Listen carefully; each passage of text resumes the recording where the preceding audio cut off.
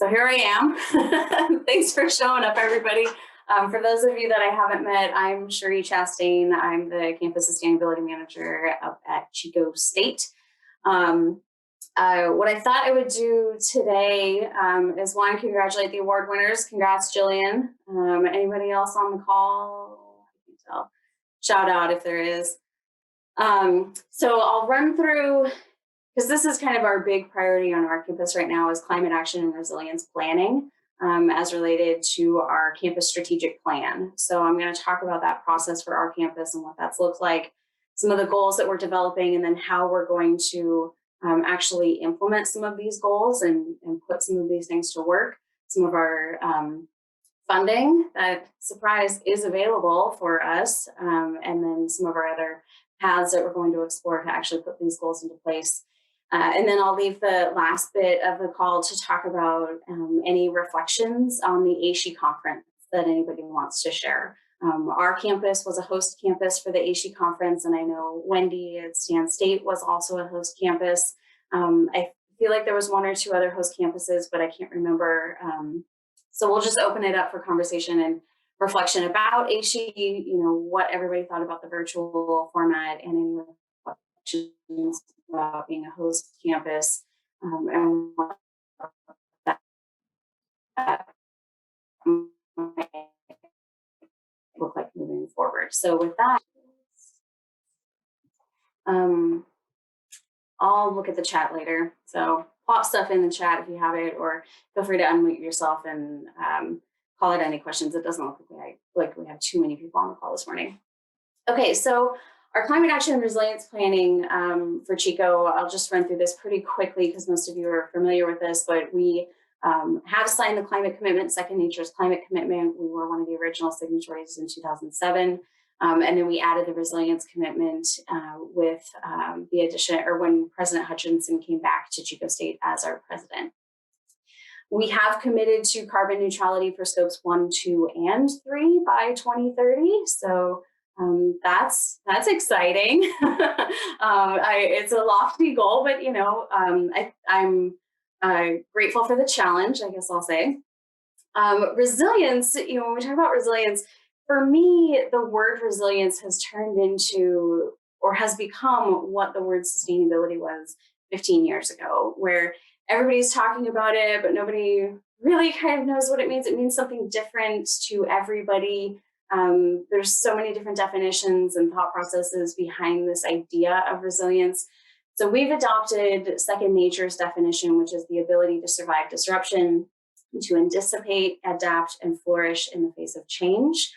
For our campus and our planning purposes specifically, that change is climate change. And so this is how we are thinking about resilience, is our ability to survive disruption, anticipate, adapt, and flourish in the face of specifically climate change. So our emissions, scopes 1 and 2, well, overall, we've seen a big decline in our emissions since our baseline of 1990. Scope 1 and 2, disappointingly, have remained relatively flat. And that's where we're going to put a lot of our focus is back on campus reinvestment, focusing on deferred maintenance. We have a ton of deferred maintenance on our campus. We have an old campus with a lot of really old infrastructure. So we're going to put quite a bit of focus there moving forward. Some of these, scope 3 is a squishy one. I think all of us could admit that that's a strange one. It's not an exact science. There's a lot of estimation and extrapolation that goes on to get that one. But with the data and the information that we have had over the years, what's interesting to me is, from 2008 to 11, this huge decline in scope 2 or in scope 3, that was also during the last major recession, where we had furloughs and people were not coming to our campus. We had big declines in transportation emissions. Fuel was also really expensive, so people were finding ways not to use as much fuel.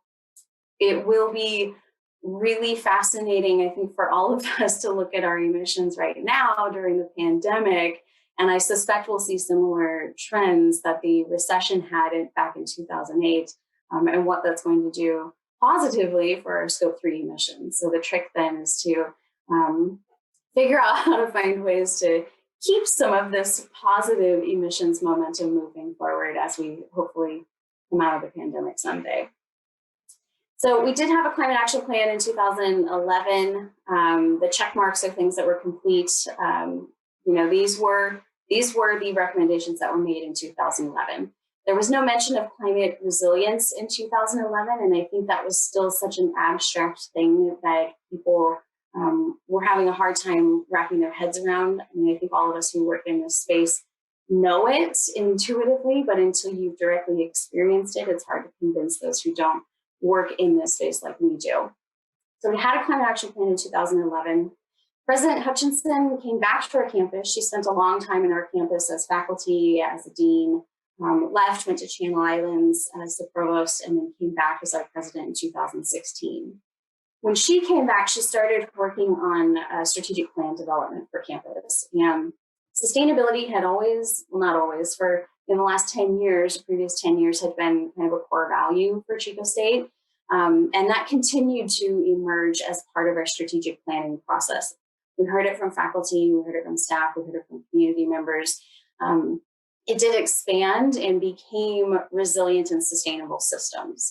And so this strategic plan was released just a year ago, fall of 2019.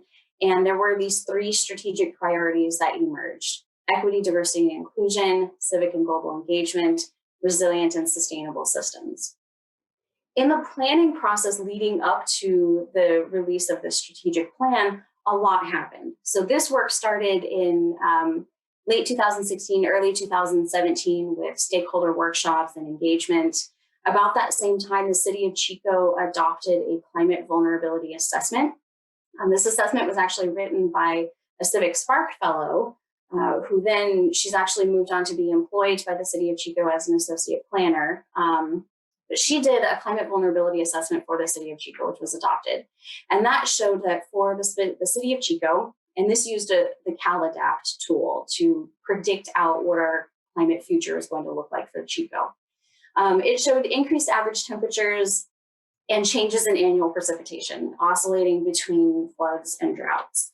With that then comes increased frequency, intensity, and duration of heat days and waves, as if it's not hot enough already in Chico. We've got increased flooding, increased wildfire risk, decreased snowpack and water supplies. With that then, so these were the things that were called out in the vulnerability assessment, but as we're starting to think about how we're going to be resilient to these impacts of climate change that we are predicting we're going to feel, have felt every single one of them since, there's all of this other related work that we need to, again, going back to the definition of resilience, figure out how we're going to adapt to the disruption that climate change is going to cause to things like utilities. For example, when everybody from Paradise moved here after the campfire, our wastewater treatment plant physically could not handle the amount of waste running through the plant. I mean, we had an increase in population of 20,000 people literally overnight. We had not planned for that. Energy infrastructure, water infrastructure, housing, big one. We look at food systems and security. Can we be resilient? Can we feed ourselves when things like a pandemic happen? How do we protect our vulnerable populations, especially in these increased heat days and waves? How do we create safe transportation systems, evacuation routes, right? There's like, and then this can spiral for days, right? So there's a lot that we need to be considering and thinking about as we are planning for a changing climate. So this plan, like I said, was adopted by the city in 2018. Since then, we've experienced all of it, and I know most of you have hit most of the same things, but we had a severe drought. We're headed into yet another severe drought. We had a flood that threatened, some massive infrastructure. Lake Oroville supplies water for other parts of the state, and that infrastructure was threatened with heavy rains. We had a car fire that destroyed parts of Redding. We had a campfire that destroyed the entire town of Paradise. We had a supercell that parked over Chico for 15 minutes and caused millions and millions of dollars of damage to our campus and the surrounding community. This image is one of our residence halls, which had 4 feet of standing water in the basement. There is a creek that runs through the city of Chico, and the way the storm drain, or it runs through campus actually, but the way the storm drains work in Chico, they're all at grade with the creek. So when you have this downpour of water, there's nowhere for it to go. So our storm drains back up, and they back up, surprise, down loading dock ramps and into buildings and structures. So this was one of our residence halls. We had a residence hall that was on a generator for months. I am still trying to track down those invoices for all that fuel that was used for a 9-story building, 7-story building. I don't even know how many floors are on that, now that I think about it. It's one of our tallest buildings on campus, and it was on a generator for months. Public safety power shutoffs. I know others have been more impacted by this directly than we have, but this is certainly impacting all of our surrounding region. Oh yeah, there's a pandemic that's happening. And most of California was yet again on fire this summer. So bottom line, things are crazy. And this is only going to continue to happen, right? This has been predicted through models. We all know it's coming because of the work that we do. And surprise, it's happening. Although none of us are surprised that this is happening. The question is, what are we going to do about it? So we haven't lost sight of our strategic plan, which again has resilient and sustainable systems as a core strategic priority for our campus. So we're continuing to come back to that, along with and engaging. And I think all of these strategic priorities are overlapping with one another in the work that we're doing. I'm working really closely with civic and global engagement. They're working really closely with equity, diversity, and inclusion, right? We're all overlapping with one another to support all 3 of these strategic priorities together and collectively. So what does that look like technically and practically? Leads were identified for each one of these strategic priorities. So I've been tapped for resilient and sustainable systems. There were co-leads identified, within that, building a broader structure to start to work on goals to actually roll out campus-wide and start to address. So that lead person is really just kind of facilitating, gathering documents, hosting meetings, basically an admin function. But then the co-leads are then bringing larger groups, campus stakeholders together to start to develop goals. So we did that. We started that last fall. We started a year ago, November of last year. These are some of the plans that are the goals that we've put together for sustainable and resilient systems. So number 1, we need to update our climate action plan. Like I said, the most previous plan was from 2011. So we need an updated plan. We're actually really close. That's been out for edits and comments for the last 2 months or so. So we're almost ready for that to go to the president. And that will start to bring in some of our resilience commitments and goals as well. So that's kind of tactically how are we going to address reducing our emissions. And then we're going to work on measuring how much carbon we're able to sequester, not just on our campus proper, but at the university farm and at our ecological reserves. So very different land use types, but also reflective of our region. And so we're building partnerships with regional partners to take this information and the data that we're gathering for our land use types and hopefully scale that out into the community to other community members who could use the same information. So this is physically measuring how much carbon is in our soils. And then we'll develop plans to increase the amount of carbon that we can store in our soils and campus vegetation. I'll add that too. But the main thing is soils here, and then working to slowly increase that soil organic carbon content, both at the farm, on campus proper, and at the reserves with things like compost application or regenerative farming practices at the farm, that type of thing. And then because we're an institution of higher education, right, not losing sight of that function that we serve, we have a green leaf course designation on campus. In the course catalog, there's a green leaf that designates courses as sustainability courses. So they talk about sustainability in some facet. There were 12 student learning outcomes that, faculty could, if they hit, I think it was only 2 or 3, then they could have that green leaf designation. Really broad, really all encompassing.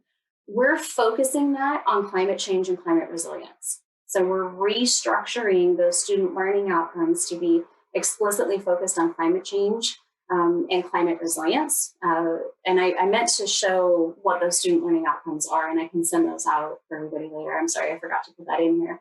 But we have those student learning outcomes. They're with our curriculum advisory board right now. So scaled it down to 4. And this gets at the history and the roots of climate change, its impact on different populations of people, solutions, planning, design, construction, different ways that we can address climate change.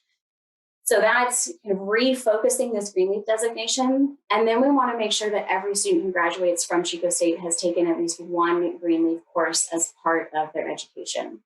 So this is where the faculty development and faculty workshops are going to come into play, and helping faculty expand the way that they teach or what they're teaching to include climate change. And I think all of us could agree that every discipline on all of our campuses could find some connection to climate change or climate resilience. So we're going to work on some workshops and slowly start to roll that out so that every discipline has at least one green leaf course. So that'll take a lot more time. We're hoping to get the green leaf curriculum redesignation launched by possibly next fall, could be spring of next year, spring of 2022. On the resilience side, again, working to integrate resiliency into research and academic practice. So this will tie back in with the green leaf course designation, and making sure that we are providing faculty with the workshops and the infrastructure to share best practices on integrating this into the curriculum. And then we're going to increase our ability to respond to future disasters. So this, there's a proposal on the table right now to create a disaster response corps, I think is what they called it. I can't remember the exact name, I've read it later. But creating a student cohort and giving them the training to respond to some of these natural disasters that we continue to experience in our region. We're going to develop a strategy for educational continuity. I think the pandemic forced us to do that. This was a goal that we had last, January, February, and then the pandemic forced this one, which is awesome. But, I think that there's a lot of work that we need to do to make this a bit more sustainable. And then improving coordination with our municipalities on how to respond and share resources. We are pretty isolated as far as the CSU system goes up here in Chico. We don't have close campuses, any universities nearby, as we have a junior college, but really we need to be working a bit more closely with our municipalities on emergency planning and resource sharing. And then there's this idea of creating a collaborative where we're focusing on natural and working lands, so reserves, reserve areas, but also like farming, our farming community, so working lands. This is still kind of in the planning stages. We don't really know exactly what this is going to look like yet moving forward, but the idea was to just get people together as a region to, 1, recover from the things that have happened here, but 2, start to progress together and prepare for the next thing. Yeah, Aaron. Hey, Cheri, we had a couple questions in chat I've been monitoring for you. Wendy Olmstead asked, how did you identify your leads? Did they come from a larger community? Back when you were talking about who has the lead for what section of the strategic plan, and then how did you get them incentivized to participate? I'd commented that, once campuses have gone through the boom, organizational structures look differently than campuses that haven't gone through the boom phase of a disaster.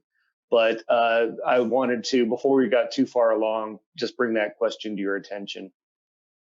Yeah, that I'm not privy to the behind the scenes conversation on exactly how those people were identified, but it came from the president's office. So our president's chief of staff, Brooke, is largely leading the rollout of the strategic plan implementation. So between the president and her chief of staff and some other folks in the president's office, they identified the people on campus that they felt were one, had the knowledge in that priority area, but two, had the ability to move goals forward. We have some folks who have the knowledge, but don't have that leadership ability to start to move things through. And so that's where these co-led teams really come into play. So, my partner is my boss, Mike Guzzi, who's our AVP of Facilities and Capital Projects. Right, he has the ability to move things through. Hopefully that helps, Wendy. Yeah, I think that covered it. Jillian had a question, which was, are you getting pushback from faculty related to changing the service learning outcomes for the courses marked in the catalog, assuming this change has to go through your academic senate? Yeah, we went to Academic Senate, the Executive Committee and Academic Senate, with the idea and the initial student learning outcomes that we developed. And they said, go, and they actually, because we already have the green leaf designation, it's not a whole new thing. It's just kind of a change in process. They didn't feel that it necessarily had to even come back to them. They said, go to the Curriculum Advisory Board and get their input and feedback on these student learning outcomes, which is where we're at right now. So we had some updates to our GE pathways that were coming through right now. And so I don't think we go to CAB until November 30th, I think, so 2 weeks. We have on the planning team that came up with the student learning outcomes, we have representatives from all 7 colleges on campus. And so we have a really diverse group of faculty who have been working on these student learning outcomes, and we've really simplified them. I'll work on pulling those up maybe after I get this done, but nobody so far has waved any sort of red flag about restructuring this course designation. And I suspect a lot of that is because it's front and center in everybody's faces that this is something that we need to address, and we have a responsibility to our students to start to address it. I think our campus is a bit unique in that because of what we've been through over the last few years. It sucks, but I guess we're capitalizing on it. And sorry to interrupt, but I've been responding to some comments in chat sort of from the emergency management perspective about organizational structures look different after you've sort of made the realization that we're in it now and we must change, as opposed to the campuses that are sort of pre the cascading climate impacts that don't have that understanding deep down in their psyche, right? So just so you know, the chat's blowing up, but I'm monitoring it for you. Okay. Thanks. I'll open it up here in a minute. I don't have much more, I promise, guys. Okay, so on our goals, so these are the main ones specifically related to the strategic plan for campus related to resilience. But like I had in that previous slide, there's so many other things that we need to be thinking about. I am also responsible for reporting our second nature goals. And these goals don't necessarily fit the format that second nature requires when reporting resilience goals. So we have a whole other set of fun goals that will be included in the climate action plan. These are the 3. So while these goals are very community focused, these goals that I'm using for our resilience commitment are very campus infrastructure focused.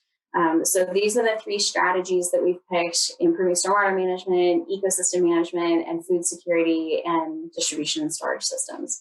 We went with the food security and storage. And I think with all of these, actually, let me take a step back. We're not trying to create or push more goals that put more work on people. We're trying to capitalize on the work that people are already doing. Right, so we have a university farm, we have a Center for Regenerative Agriculture, we have the Organic Vegetable Project, the Organic Dairy, the Meat Lab. We have a really robust basic needs program, our Wildcat Food Pantry. So the intent behind these goals is to kind of elevate the work that people are already doing on our campus and really give a formal platform to recognize the work that they're doing. Hopefully by formalizing like this, we can bring some resources to the work that they're doing. So we're not trying to reinvent anything or add more work, but really just elevate the work that's already happening on our campus. So we have 3 goals within each one of these primary strategies that are also included in the climate action plan, which is in progress. That should be going to the president in the next couple of weeks for review. So how we're going to do this, amazingly, we have a $2 million pot of money that we were able to keep in this fiscal year specifically for implementing the strategic plan. So our campus budgeted for a $2 million pot of money. This is where this is coming in.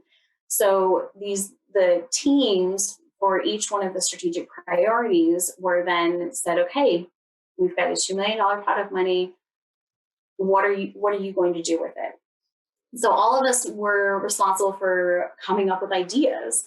We're a bit late, obviously, in the fiscal planning, because we're almost halfway through the year now. The hope, the idea, the plan at this point is that this will be a recurring $2 million budget.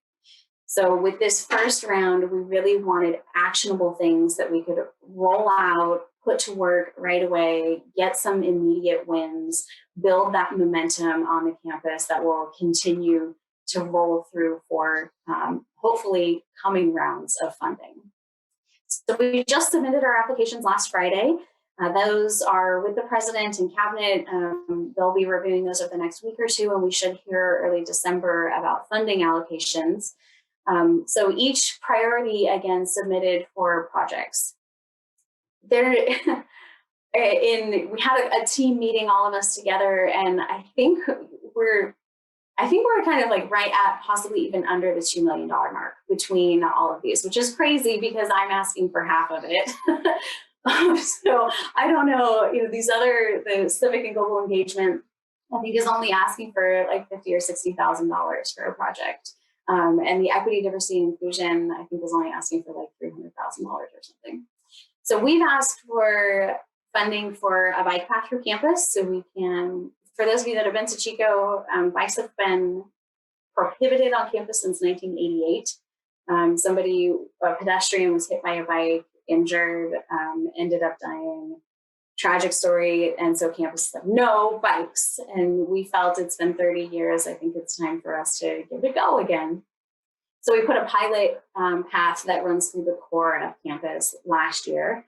And we had a geography, transportation, and planning course study the bike path and make recommendations for permanent improvements.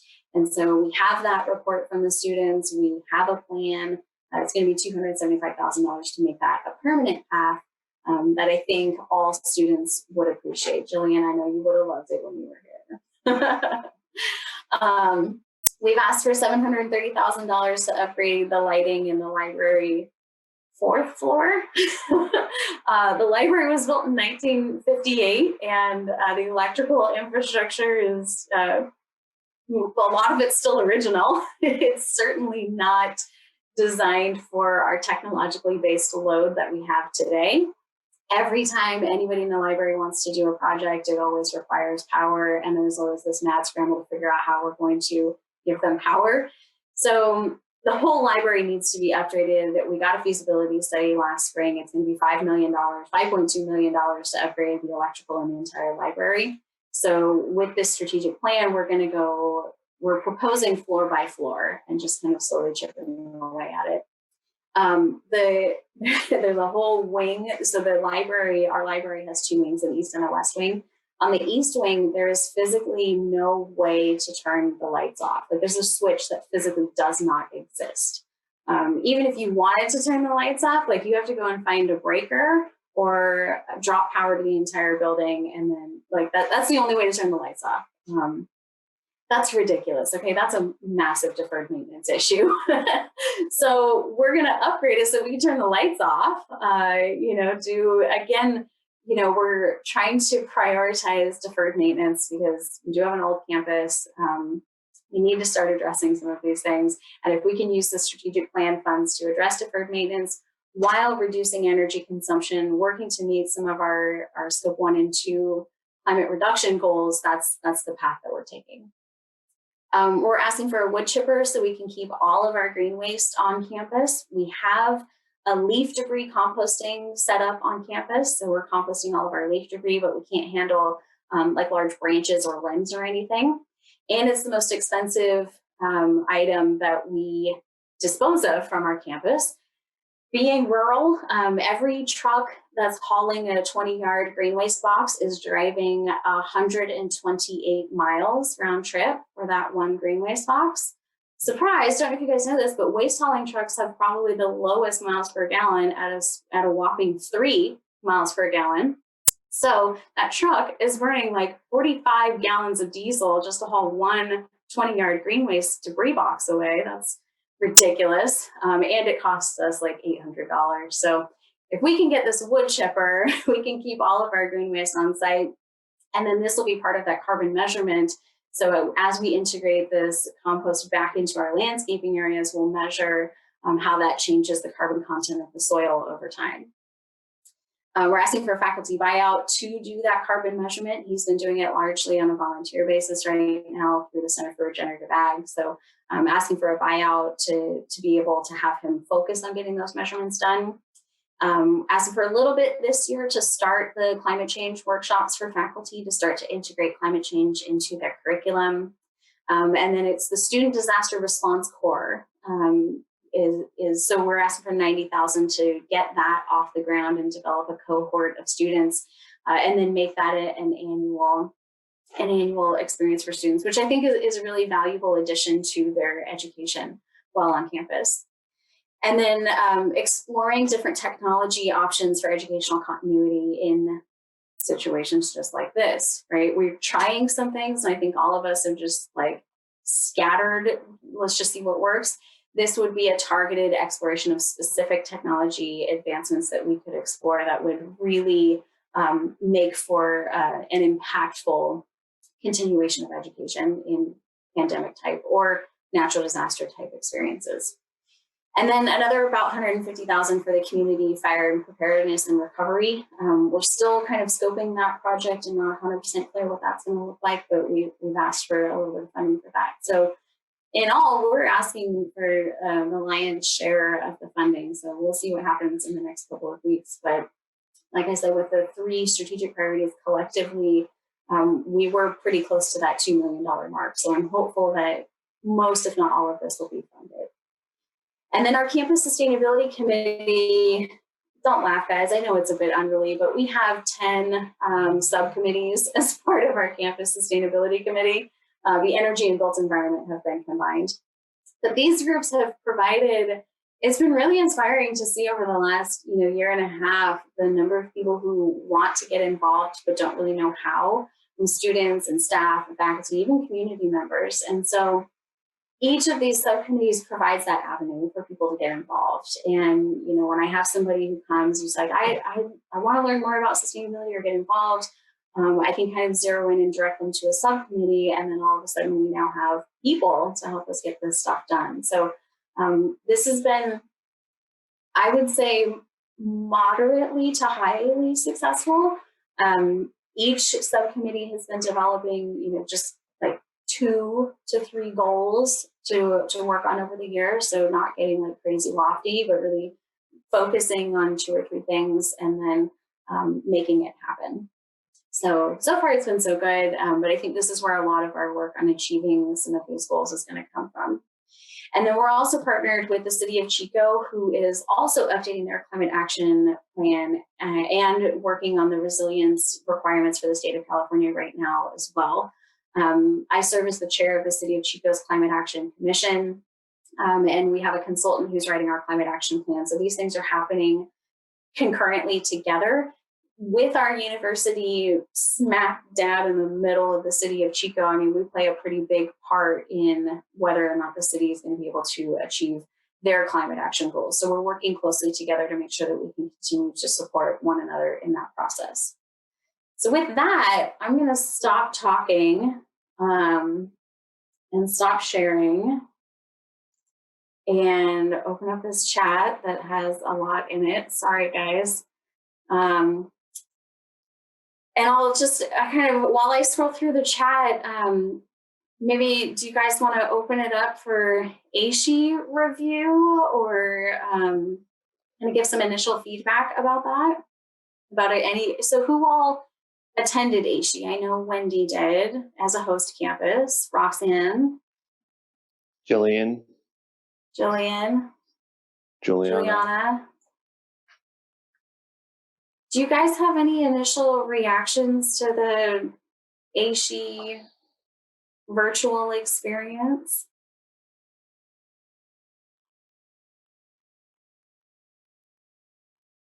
Okay, I'll say that, so we were a host campus, and that was funded through the Division of Business and Finance. And it came through the Campus Sustainability Committee. So it was like brought to you by the Campus Sustainability Committee. And our VP of Business and Finance, it was $4,500, I think, to be the host campus. And our Business and Finance VP thought that that was a reasonable spend for the entire campus to have access. We ended up with 387 registered participants for the conference, which was, I was told it was the highest of any host institution, which actually kind of surprised me given the size of a lot of the host institutions, that they didn't have more participation. But I think from my experience, and this was my experience with ASHE in person, and I've only been once in person, and this was my experience virtually as well, that I think there's too much content. It felt like quantity over quality, and it's felt like that for me both times, where you try to accommodate everything and then it ends up kind of diluting it a little bit. And it was a lot. Like when I logged into the virtual platform, it was like being in a trade show, which I know was the intent, but I think it was overwhelming for not just me, but I've heard that from a lot of folks on our campus, that it was just like they got in and they just like didn't know where to go or what to do. And it became overwhelming for, I think, a lot of people on our campus. A lot of folks appreciated the attention on social justice issues, but I heard from a lot of people that they were disappointed that that became almost the exclusive conversation throughout the entire conference. It kind of became a conference on social justice. And I think a lot of people were looking for other, climate action, resilience, operational, different types of conversations at the conference. So that was our campus feedback. Roxanne, it looked like maybe you were going to say something. Yeah, I can just say from my experience, I imagine that given the budget situation in our approach to managing it at Channel Islands, that being a host institution wasn't an option. So I applied for a scholarship, and thankfully I was able to attend for free, which I really appreciated that ASHE made that opportunity available. And I would agree, I think every ASHE conference is overwhelming. And that a lot of times it's like there's so much content that, one, you can't possibly take most of it in. And then a lot of times there is the question of the quality of some of the presentations. And the nice thing about the virtual ones was that, one, most of them were available on demand, which I really appreciated because I didn't have to go at a specific time. I could kind of work around my schedule and kind of like what type of content I wanted to get at that moment. And if the presentation wasn't good, you could just leave without it being the awkward thing of like leaving the room in the middle of someone's presentation when it wasn't what you were hoping to get. So the virtual part of that was really nice. And I liked having the presentations on demand because even though you couldn't ask questions live and have the discussion live if you didn't attend during the time block that presentation was scheduled, you could at least go back and rewatch the presentation, or if there's ones that multiple of them at the same time that you wanted to see, you would be able to see all of them instead of in person when you have to choose. And then again, if you choose one that's not what you were hoping for, it's so disappointing to think about what you're missing out on. And I'd also kind of agree that, one, I think the platform, it was really difficult for me at least to search through what presentations were available. And in other virtual conferences I've done, they've had like a button that'll say like join now. So if you have something in your schedule and it's happening, you can just easily click and it'll take you to that presentation. And with the ASHE one, you had to like go searching through the presentations or your schedule to try and find where you wanted to go. And I would agree, a lot of it was very social justice oriented, which is of course an important conversation to have, but it also made it a much less diverse learning experience because it was a lot of similar conversations happening just in different areas. But overall, I enjoyed the virtual part of it. Cool. Glad you got a scholarship. That's awesome. Can I talk? Really, I also got a scholarship, and because I knew I wasn't going to be able to pay for it with the budget that the budget is, and they were able to give it to me because I presented with Sarah from Northridge, and I think between probably Jillian and myself, we've attended the majority of ASHE conferences. I think Jillian, you got one up on me. I think the North Carolina one. And then we didn't attend the one in San Antonio, obviously. But I've gone to ASHE for, gosh, I don't know how many years that is, 10 years or something. And for me, the piece that was lacking was the interaction with all the other participants. Because for me, that is the sidebar conversations, the conversations that you have on the hallway, to me, are sometimes more important than the ones that you have in the presentation.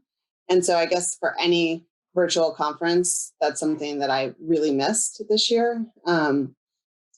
I agree the website was a little bit confusing. It was confusing for us to upload our presentations. It was confusing for, and Lacey attended as well and missed her presentation because of time difference stuff. Like there were just a lot of like those technical issues that happened. But I think ASHE has spent a lot of time in the last couple of years really trying to ensure that they are adding that DEI perspective into their work. And so even though maybe it went pretty heavy this year, I foresee that it will level itself out over time, I guess. And some of the more operational things will come back in, although it's never been super heavy on the operational side of things either, I would say. Like there's always some stuff, but it's never going to be, I don't know, like a green build or something like that as it relates to buildings. So, but I think I also was able to have 2 students attend, which I've never had students attend because of ASHE, and I was able to pay for them to attend because I have another pot of money that I can use. But so that was a plus because obviously the cost was way less than it would have been to travel. So those are just my thoughts on it. The keynotes, Jillian and I have also talked about it. Some of them fell a little flat, especially the Kendi one. Was slightly disappointing, and the whole style was slightly disappointing from the moderator perspective. So yeah, it was really, there were a couple that I was a little disappointed at. And honestly, I think that our October social justice, climate justice events were better than some of the others, the keynotes that we saw. And maybe I'm biased, but I don't actually think so. I mean, I try to look at it from a neutral perspective. So anyhow, those are my thoughts. I agree. And I was also particularly disappointed with the Ibermex Kendi one, because that's our book in common this year for campus. And, so I really like tried to hype that up. Like he's going to be the keynote or one of the keynotes. And I was like, oh, okay. I think he's just a much better writer than engaging public speaker. Wendy, did you want to talk about your host experience? Sure. So we actually had 92 people from our campus community attend. And the reason I'm mentioning that number, which is much lower than yours, is kind of like what you talked about in your presentation here. And I realize that we are much less into our sustainability journey than Chico.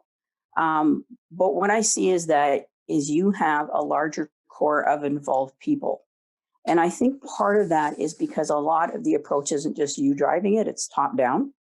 And so on our campus, it's more like, oh, that's great. You won a Cheska award. That's great. You were ASHE stars, silver. And sustainability isn't really seen as a driver on our campus. And, to Erin's point, we haven't had a catastrophe that motivates people yet. I'm hoping we don't have to. But so I think a part of it's being early on, but also not realizing what we can do from the top down. And so my feedback to our VPs and our president, and our provost actually paid the $4,500, is it was great. We had 92 people, but frankly, 40 of them were my students that I forced to attend. And so we, of the people that attended, only 12 were people new to the party, right? And so here's an opportunity lost, because what we could have done is had more communication from the VPs to their managers, to their staff, and allowed time and space for people to attend. Because what happened was people couldn't take time away from their daily duties to go. And so what I'm suggesting to them is that this should be professional development. This shouldn't be like, that's great, we can go do that. They had Robin Wall Kimmerer, and we're using braiding sweetgrass on our campus. And it was 6 o'clock in the morning, which didn't help. But we need to be more intentional about how we approach this. And if we're going to transform our culture and our campus, again, that message needs to come from the VPs. And so our communications department did a fantastic job. Social media, a story on our website, similar to what they did with the climate justice equals social justice. But that's not enough, because I can't be the only person delivering the message. So if anybody does this, what I suggest is that you need more than just yourself. And doing that. I also want to give a shout out to Jillian for a fantastic Sustainability Office of One presentation. That was so well done. And at the end of it, if they came away with nothing, everybody thought they were loaded this boat, because they're all Sustainability Offices of One. And I think you had 70 participants in that. It was really, really excellent. I also want to share that I was a reviewer for ASHE for the sessions. And there's a lot of repetition.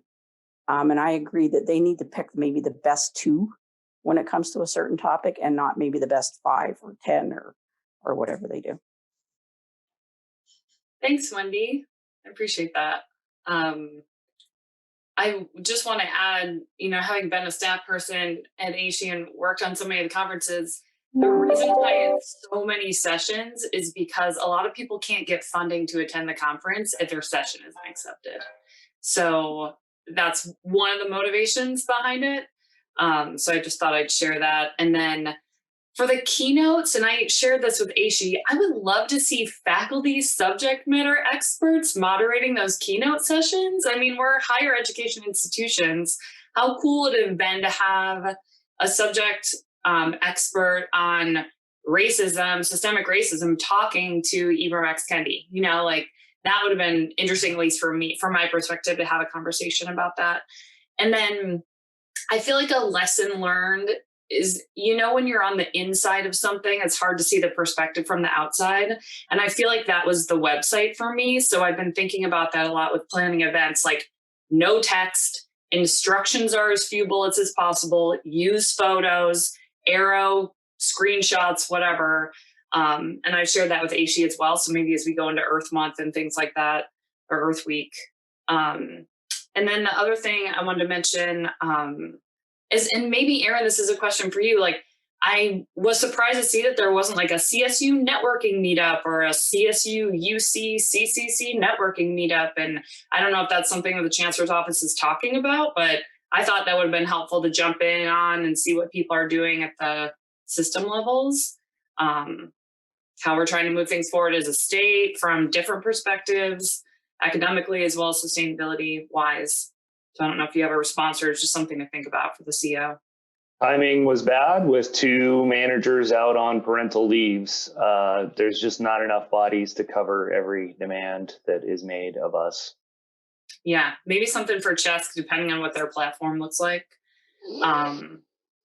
And yeah, the DEI focus, honestly, I am really thankful that it was so strongly represented this year, because I think the people that attend ASHE are the prime audience for those messages, because I feel like a lot of times sustainability officers want to do the social justice work, but they just don't know how.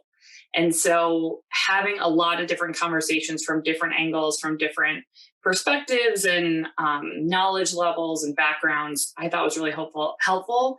And I learned, and I hope that that's a theme that they keep. I'll be curious to see. I hope it's not just like a hot topic trend. Yeah, so that was sort of my perspective on HE. Thanks for asking. Anybody else that look like Holly, Sarah? I don't know if they're on the call right now. I think, you know, to Wendy's question on the top-down sponsorship on adapting to or being resilient to climate impacts is I've been in rooms where the VPs and, you know, top management presidents at those two campuses are saying it as loudly as they can that this is going to be a problem for you, and they do not get attentive listening happening to them. The great news is the CO has been hiring top management from those campuses, right? Our new budgets person is the former VP or is being promoted from Chico, and the academic and student affairs continuity of operations person was the provost at Sonoma during the car fires, right? Car fires. That's the fires near Tubbs. Sonoma. The Tubbs fire. Thank you. So we're trying, but you got to listen to and amplify and heed the warnings that these early participants' experiences happen, right? And nobody has a great answer for that.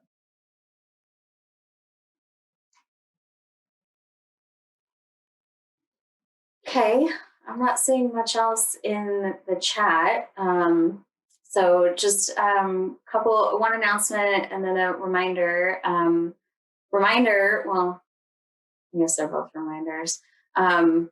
This Way to Sustainability Conference, the proposals, we're still accepting proposals until December 1st. So make sure to submit a proposal. That will also be online. We've had a year to put this one together, so it'll be hopefully better than the 2 weeks we had last year. But if you have a proposal, make sure to submit that. Get those proposals in by December 1st. Encourage your students to apply. We will have another poster symposium as well. So if things are not selected for the full presentation, then we'll work that into hopefully a virtual poster symposium. And then Ellie, are you good for next month? Yeah, and actually that was going to be my question, because I know Lorianne had sent a cancellation for December, and then when I asked her about it, she changed her mind again. So I just want to make sure we're good for December, right? That's the plan.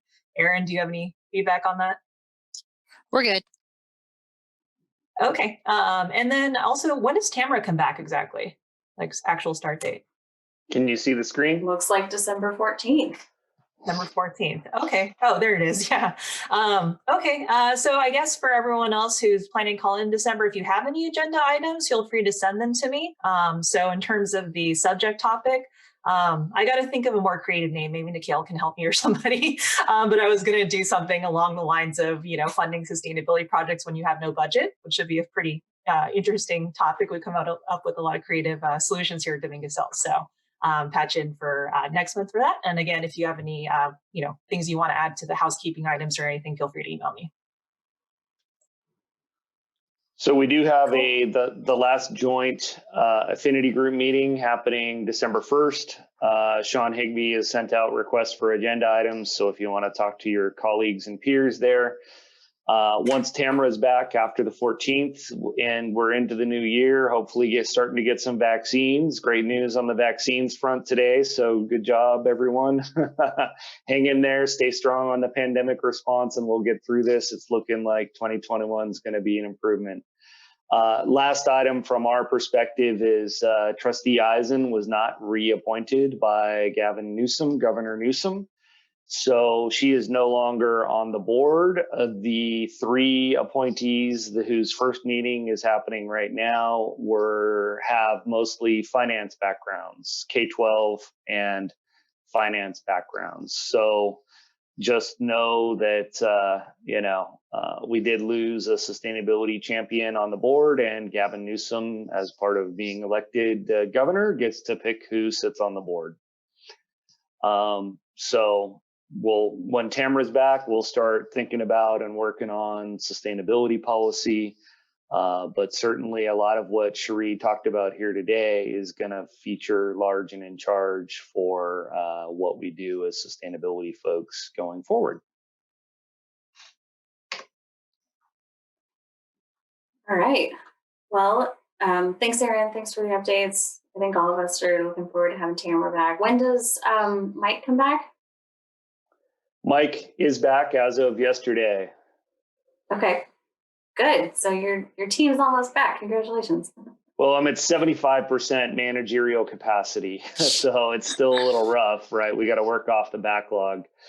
We'll get there, and 2021's looking up. I want to chime in because there's a lot of dates thrown around here and a lot of names that are very consistent. So just to be clear, it's the Energy and Sustainability Affinity Group is on December 1st. First. And then the monthly call, the one that has to follow, Cheri, if you can actually do that, from Dominguez Hill is on the 16th. A lot of the same names, but just keeps getting better as we get closer to the end of the year. Okay. That's all. Just want to be sure. Okay. Thanks. Thanks, Lorian. Lorian, will you confirm the January date for the sustainability officer meeting? Because I think that's East Bay. No. I don't know. Did you like that? I don't know it at this time, but Okay. I know that we are, but we're going to work on getting some days pinned out. And then once Tamara comes back to, everything will go to the perfect nirvana that it is. Great. And we'll get there. And I can actually weigh in on what Tamara told me because I asked her the same thing before she went on maternity leave. So before she left, she said the plan was to continue the rotation. So Jillian, you would be next in January. Obviously, the date or time might change if that's a thing. I'm not sure. And then I think she had said something about possibly setting up a meeting at the Chico conference virtually for everyone to do our annual get together. So that's the last I heard. But obviously, when Tamara gets back, she can confirm that, hopefully in December. Cool. A lot of people take vacation in January, so I just want to plan around the date. Yeah, for sure. Special spoiler alert, there might be a special guest. All right. Thank you, everyone. Okay. Thanks, everybody. Thank you, Cheri. That was great. Have a good break, guys. Bye.